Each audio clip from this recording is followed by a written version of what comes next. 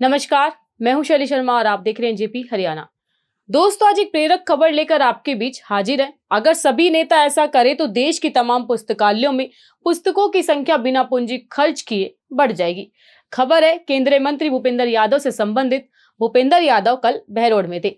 जब मालाओं का सिलसिला चला तो उन्होंने कहा कि अगले 4 साल तक भी मुझे माला पहनाने की जरूरत नहीं है।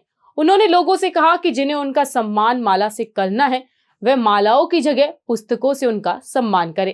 केंद्रीय मंत्री ने कहा कि उन्हें माला नहीं चाहिए बल्कि पुस्तकें चाहिए, ताकि वह इन पुस्तकों को आसपास की लाइब्रेरी में देते रहे। मालाओं पर हजारों रुपए की बर्बादी होगी, जबकि पुस्तकें ज्ञान बढ़ाएगी। आप खुद सुनिए भूपेंद्र यादव ने क्या कुछ कहा। संपर्क में तय किया कि जनता ने तो परमानेंट अब तो 5 साल के लिए माला पहना रखी है, तो कोई दिक्कत है ही नहीं। आप ही की माला पहनी जो मोदी जी ने भी मंत्रिमंडल में ले लिया। अलवर वाले नहीं चलते तो कहाँ जाते।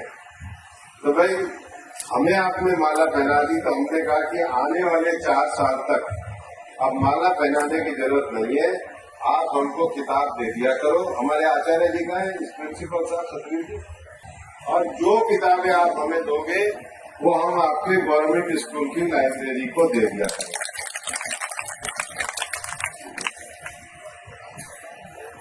वो इसलिए मैं कह रहा हूं कि कम से कम किसी भी गांव में जाकर 5-6 हजार रुपए की माला पहना देते, 1 मिनट बाद वो चीज खत्म हो जाती है। अब ये 20-25 किताब है, कोई महापुरुषों के जीवन की किताब है, कोई गीता की किताब है, आगे इसमें कोई कैरियर की किताब होगी, कोई साइंस की किताब होगी, कोई बच्चे 10वीं 11वीं 12वीं के महंगी महंगी कोचिंग लेते हैं, वो कोचिंग की बजाय उनकी कोई किताब होगी। और अगर ये आज हम लाइब्रेरी में देना शुरू करें, पहले गांव में हुआ करता था ब्याह खराब में स्कूल के पैसे निकाला करते थे, अब लाइब्रेरी के निकाला करते, तो कम से कम भी ये बच्चों के काम आएगी। वही देश आगे खड़ा होता है जो अपने बच्चों को आने वाले समय की जानकारियां देकर के खड़ा होता है, वही देश तरक्की करता है। और हमने 2 चीजों पे बहुत जोर दिया सांसद बनने के बाद। एक स्कूलों की लाइब्रेरी पर, क्योंकि बाकी तो सब पढ़ते ही हैं, बाकी तो सारे टीचर आते हैं, पढ़ाई आते हैं, प्राइवेट स्कूल आते हैं, लेकिन शिक्षा में जो नई जानकारी है उसमें बच्चों की रुचि जगे। और दूसरा, खेल के मैदानों में बच्चे आए। आज ये बच्चियां भी हमारे आसपास में आई थी सारस्वत खेल उत्सव में।